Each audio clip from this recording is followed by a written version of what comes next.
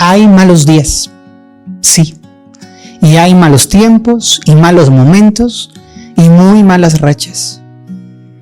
Y a mí me encanta siempre poder hablar de una espiritualidad auténtica y aterrizada.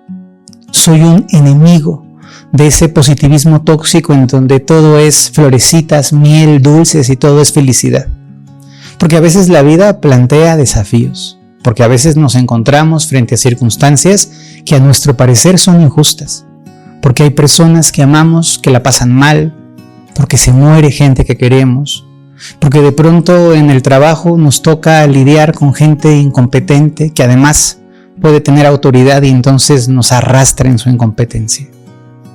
La vida a veces te juega malas pasadas, graciosas y molestas como un barro en la nariz el día de tu graduación, y otras cosas profundamente dolorosas, como eventos externos que te roban la paz y te quitan el sueño. Es posible vivir una vida bonita, satisfactoria, realizada y feliz. Co-créala aprendiendo espiritualidad, aplicando espiritualidad. La diferencia sustancial entre la espiritualidad que yo comparto con ustedes y otras fuentes de espiritualidad de panfletito es que para mí ser espiritual es estar en la vida, consciente de lo que la vida es, sabiendo que a veces se nos descompone el coche, sabiendo que a veces los hijos tienen problemas que les duelen muchísimo a sus padres, entendiendo que hay enfermedades y circunstancias que son desafiantes y a veces bien difíciles de manejar. Por eso este podcast es un podcast muy ilustrador. Es un podcast que te va a permitir entender qué hacer frente a esos malos momentos. Y puede ser que tú digas, no, Fer, yo estoy pasando la bomba. Y yo te quiero decir, yo también. Este podcast yo no lo estoy grabando en un mal momento, yo estoy bien. Pero es bueno escuchar y estar preparados y entender y saber qué recursos nos da la espiritualidad para atravesar los malos momentos. Y no tienen que ser momentos catastróficos, porque también ahí entra un poco el juego del ego. No, mi crisis es peor que la tuya, porque a mí me dolió más que a ti. No son competencias de sufrimiento. Cada alma, cada persona, tiene su propia y particular manera de enfrentar los desafíos.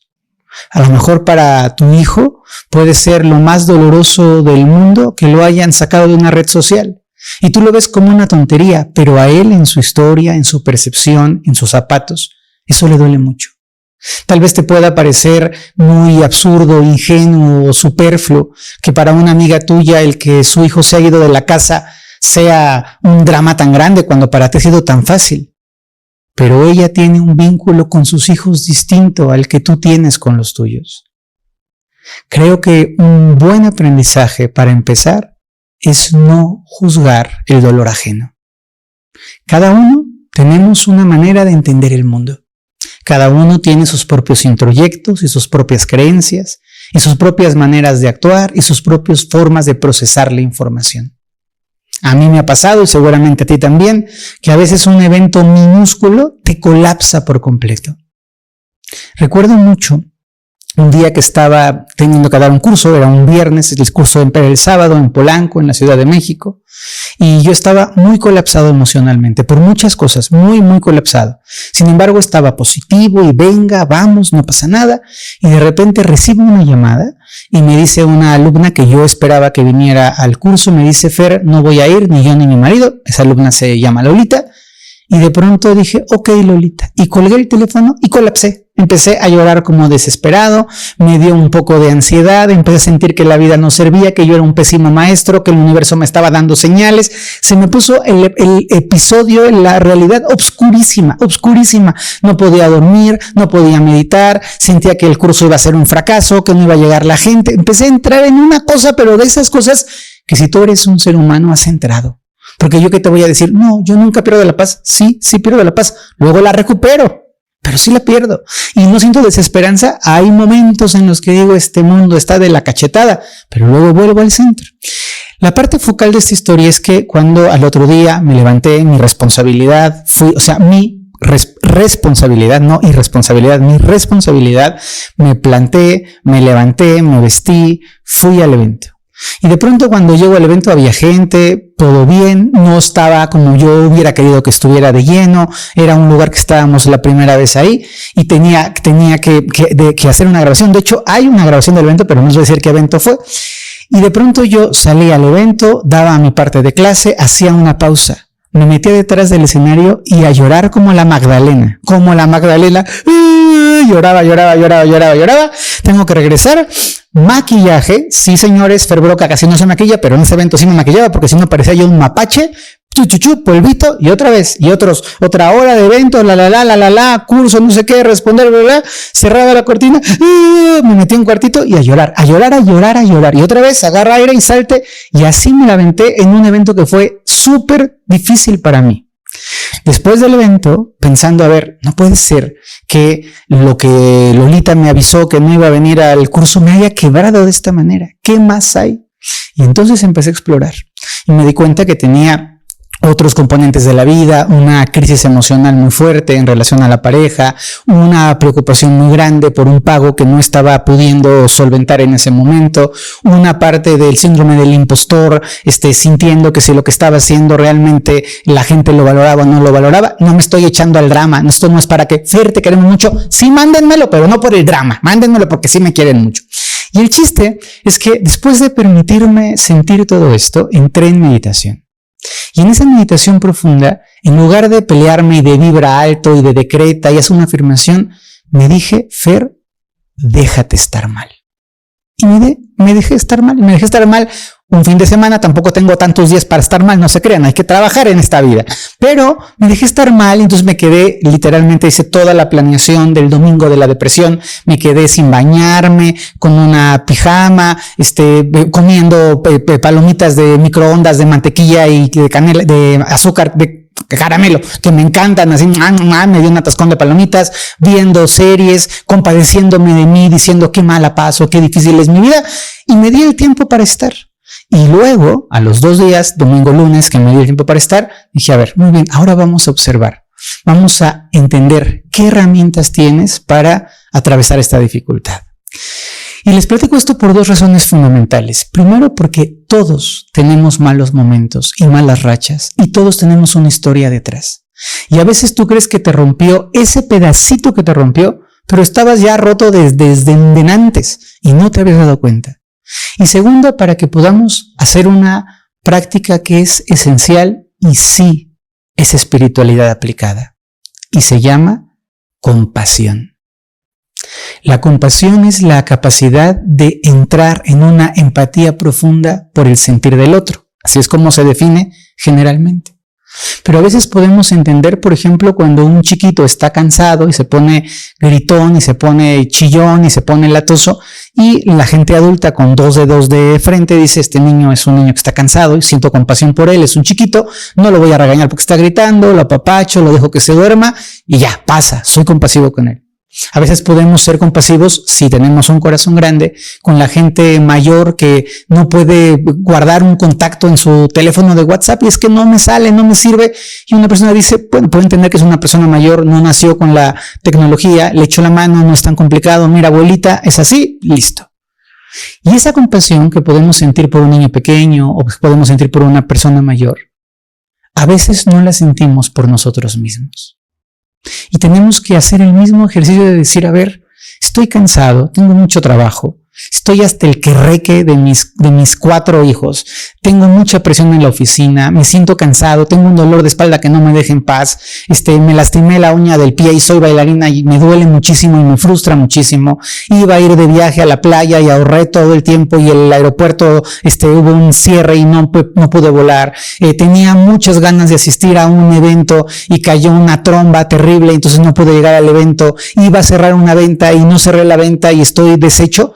Y tenemos que ser compasivos y decirnos a nosotros mismos, sí, se vale estar mal, se vale que te dé tristeza, se vale que estés enojado. Y cuidadito todos los que son mis alumnos, luego me preguntan, Fer, ¿cómo es la clasificación? La clasificación es muy sencilla. Todos son parte de la comunidad de Fer Broca. Tú que me escuchas eres parte de la comunidad de Fer Broca y tienes un lugar en mi corazón.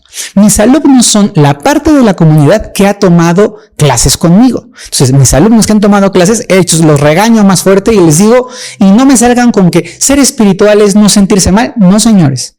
Ser espiritual es ser presentes y conscientes y acompañarnos cuando estamos mal.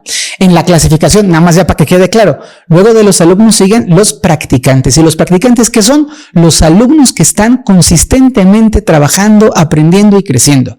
Alumno es alguien que toma un curso o 2 cursos. Un practicante es alguien que está dándole a la meditación, a las afirmaciones, que están siguiendo esto. Probablemente ustedes no han tomado un curso, pero están siguiendo las enseñanzas, aprendiendo esta forma de vivir, entendiendo la filosofía detrás y haciendo su trabajo consistente. Eso para mí es un practicante y ahí es una clasificación muy poderosa. Es la gente con la que yo estoy percibiendo, constatando y compartiendo el crecimiento de su vida y el crecimiento de mi vida y el crecimiento de la vida colectiva. Y luego arriba están los magos, que esos magos no es que hagan magia ni que saquen conejos, sino son las personas que están transformando su realidad y la realidad de los demás. Nada más para dejarlo claro. Entonces, a todos les tengo que decir, seamos compasivos. Tenemos derecho a sentirnos mal. Tenemos derecho a enojarnos. Y con palabras, esto saldría subtitulado aquí, tenemos el legítimo derecho de mandar a chiflar a la loma a alguna persona que nos cayó mal en un momento. No de lastimarla, pero sí de decir, basta.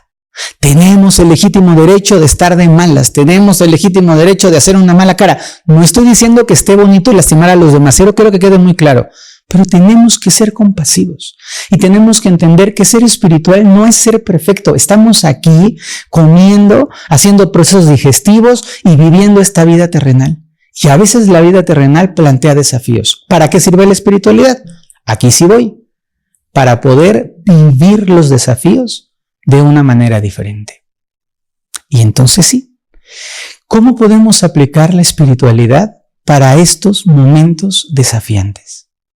¿Cómo podemos utilizar la espiritualidad para poder solventar, para poder transitar las crisis desde una mayor perspectiva? Paso número 1, compasión. Indispensable. Me doy permiso de sentir. Me doy permiso de llorar. Me doy permiso de escribir. Hay gente que me dice, es que yo tengo ganas de decirle a mi abuelita todo lo que me hizo y entonces mentarle a la madre. Y yo diría, ¿vas a lastimar a tu abuelita? ¿Necesitas lastimar a tu abuelita para poder expresar todo ese dolor? O, como yo a veces le hago, puedes escribir y soltar todo en la carta y luego quemar esa carta. O puedes grabarte un video, o puedes hablarle a una de estas buenas amigas o de estos buenos amigos que tenemos y decirle, hoy te quiero contar que odio mi esposo, el trabajo, el gobierno, mi puesto, mi casa, a mi vecino, odio al taxista, al policía, al bombero, al soldado, a todo el mundo. Y alguien que te escuche y te diga, ok, amiga, te escuché, no es que estés bien, no estés mal, no te voy a juzgar, pero qué bueno que lo expresaste. Y creo que ahí tenemos que ser espirituales, porque si yo en un ataque de rabia o de dolor hiero a una persona que quiero y esa herida fue para liberarme de mi dolor, me está faltando un poquito de conciencia. Podemos liberar el dolor sin herir a los demás. Algunas veces puede ser con un trabajo terapéutico, con un acompañamiento más preciso, que parte de tu terapia sea confrontar y buscar y decir, me parece muy bien, pero hay una intención. No es, estoy a punto de reventar y voy a ver quién me la paga. Entonces, la compasión. Segundo, importante, una enseñanza que viene del budismo. El budismo es una tradición espiritual, es que iba a decir extraordinaria, pero quería ocupar una palabra mayor. Infinitamente más grande de lo que la gente cree. El budismo es una tradición espiritual infinitamente más grande de lo que la gente cree. Las personas piensan en budismo, piensan en el Buda, generalmente piensan en el Buda chino, que ni siquiera es el Buda real que funda el budismo, que es el Buda Sakyamuni. Cuando piensan en el budismo, algunas personas piensan solo en los lamas, en el budismo tibetano. Otras personas cuando piensan en el budismo piensan en el que hacen de mofa. Y el budismo es una filosofía que nos enseña a presenciar la vida a través de un proceso bien complejo que se llaman las 4 nobles verdades, que sí son 4, pero entender el fondo de las 4 nobles verdades es muy profundo. Y dentro de toda esta visión del budismo, el budismo siempre nos enseña algo que yo quiero que tú rescates para tus momentos de dificultad, y es la impermanencia de los fenómenos. ¿A qué se refiere la impermanencia de los fenómenos? A que esto que estás pasando, este corazón roto, esta crisis emocional, este dolor físico, va a pasar. Y me puedes decir, no, Fer, estás equivocado porque tengo un diagnóstico terrible y me voy a morir. Y yo te diría, ¿y cuando te mueras? Va a pasar. No te estoy deseando la muerte, pero va a pasar, porque todo pasa. Es que no me puedes decir eso porque yo estoy viviendo un dolor que nunca se me va a salir del corazón. Yo no estoy diciendo que te va a dejar de doler, pero va a pasar la experiencia como la estás viviendo ahora. Y a veces la experiencia tardará en pasar 6 meses y a veces tardará en pasar 15 años, porque puede haber experiencias que tardan mucho más tiempo en pasar, pero lo que sí te puedo decir es que va a pasar. Y que si tú, en lugar de estar atrapado a es que esto es eterno, es infinito, es inmortal, empiezas a repetirte, esto va a pasar. Va a pasar la crisis, va a pasar la deuda, va a pasar el dolor, va a pasar la sugestión mental, va a pasar la preocupación. Es que, Fer, tengo la preocupación de que voy a mi casa, si no la pago, el banco me la va a embargar. Eso va a pasar, y va a pasar por 2 caminos. Porque no te lo embargue porque encuentres una forma de resolverlo, o porque sí te lo embargue. Y te tengo que ser súper honesto. Te lo embarguen o no te lo embarguen, va a pasar. Y tú puedes decir, ya estoy sufriendo ahora porque me la embargaron, lo cual en el pensamiento budista sería un error. ¿Cómo vas a sufrir por algo que ya ocurrió? Es decir, es que sufro mucho porque no me vayan a robar mi pulserita de la suerte. ¿Ok? Estás sufriendo por algo que no ha pasado. Y luego, sufro mucho porque ya me la robaron. ¿Por qué sufres si ya te la robaron? Se acabó y pasó. Y está bien si te duele, pero no que sufras. Y aquí viene el siguiente concepto, el sufrimiento. También es del budismo, ¿eh? ¿Qué significa según el budismo el sufrimiento? El sufrimiento es una percepción. Tiene que ver con el aferramiento, no con las cosas que están ocurriendo en sí mismas, sino con toda la carga simbólica que le estoy dando a las cosas que están ocurriendo. Y te voy a poner un ejemplo que probablemente te ha pasado, a mí me ha pasado y en su tiempo fue muy doloroso. Y es, yo quiero tener una relación con Chuchita, y Chuchita y yo somos novios, 5 meses, muy felices, nos queremos, y un día Chuchita me dice, ya no quiero ser tu novia. Y eso duele, y está bien que duela. Chuchita ya no quiere ser mi novia y eso me duele.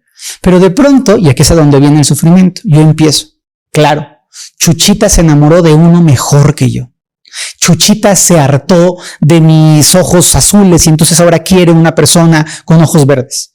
Chuchita no soportó mi olor y entonces mi olor es tan repulsivo que Chuchita dijo no puedo más y entonces se fue. Chuchita se fue porque Saturno estaba alineado con Marte en la casa 4 y entonces los astros me robaron a Chuchita. Chuchita me dejó porque en el fondo del corazón de Chuchita ella solo jugó conmigo y me lastimó. Y todas estas cosas que te están doliendo no tienen que ver con Chuchita, sino con tu percepción. Y a veces nosotros, decimos en México, le ponemos limón a la herida. Y a veces nosotros en nuestra mente distorsionamos lo que ocurrió y le ponemos un montón de aderezos que nos hacen sentir peor y que nos llevan a sufrir. Por eso aquí te daría una segunda recomendación.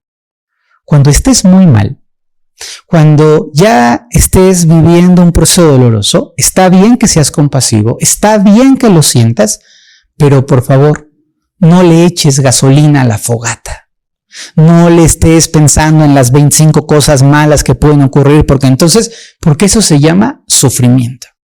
Recuerdo muchísimo, para ahondar más en este ejemplo, en una señora que me decía, Fer, estoy preocupada porque qué tal que mi hija, cuando crezca, es gordita y no se casa. Y la niña tenía 2 años. 2 años. Y yo le decía, a ver, ¿te das cuenta que primero la niña tiene que crecer? Segundo, la niña cuando era chiquita era un poco gordita, tendría que seguir gordita hasta los 17, 18, 19, 20 que se quiera casar. Y tercero, tendríamos que ver si tu hija le da la regalada gana casarse cuando llegue su momento de casarse. Y tú estás sufriendo por lo menos 18 años antes por algo que no sabes si va a pasar. ¿Cuántas veces tú que me estás viendo te has cachado sufriendo por puras tonterías? Yo te aseguro que si tú con honestidad revisas las cosas por las que has estado sufriendo en el último cuatrimestre, en el último semestre, te vas a dar cuenta que has sufrido por un montón de cosas que ni pasaron ni van a pasar, pero le sufriste en serio. Y eso no es ser espiritual. Hay que tener la conciencia para poner una línea y decir, esto es lo que me está doliendo, Chuchita me dejó y eso me duele. Sí, punto pelota. Pero que Chuchita se encontró un amor más alto que yo y por ese amor me traicionó y desde que ella me conoció seguramente planeó en romperme el corazón, eso se llama estupidez y es sufrimiento. Así que aprende a dejar fuera el sufrimiento.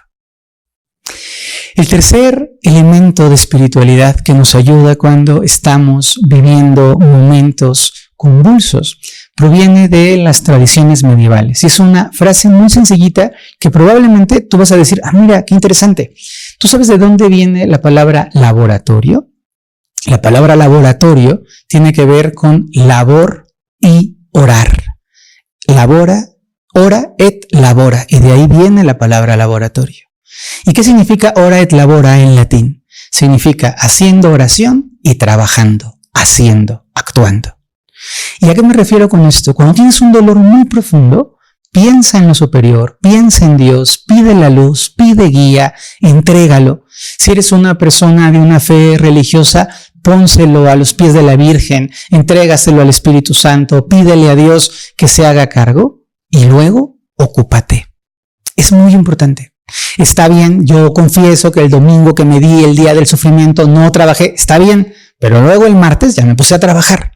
Y esto es importante porque si tú entregas a Dios con convicción, si dices esto es lo que está pasando, pido a los ángeles, a la luz, al bien mayor, a la divina presencia que me ayude con esto y me pongo a hacer, eso me va a ayudar a salir de esta oscuridad y de este dolor profundo. Hay que ocuparnos.